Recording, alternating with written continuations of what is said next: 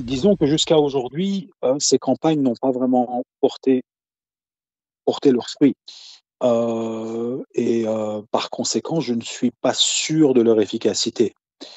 Au contraire, le fait de mettre une pression politique sur les élus du pays pour qu'ils prennent en considération la voix et le ressenti euh, des gens qui s'opposent à ces injustices, pour moi, me semble plus judicieux. C'est-à-dire qu'il doit y avoir un engagement politique sur ces questions qui doit être un peu plus prononcé.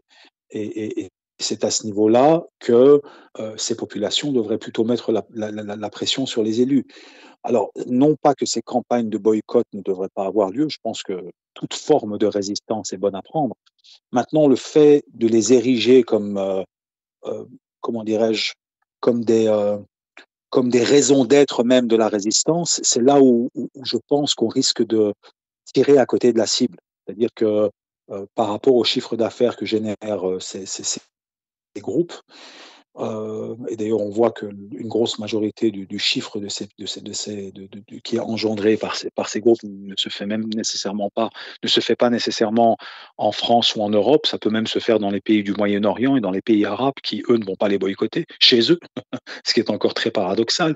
Donc, ce que je veux dire, c'est que on a ici en Europe nos moyens d'action sont plus basés sur une pression sur les élus, en tout cas sur ceux pour qui on vote. Et ces gens devraient prendre en considération, euh, comment dirais-je, le ressenti de toute une série de gens, d'ailleurs pas musulmans uniquement. Hein. On voit bien que les gens qui défendent le droit des Palestiniens ne sont pas nécessairement que des musulmans. Il y a beaucoup de non-musulmans qui sont dans la même posture que les musulmans sur ces questions. Et d'ailleurs, tous les musulmans ne sont même pas dans cette posture.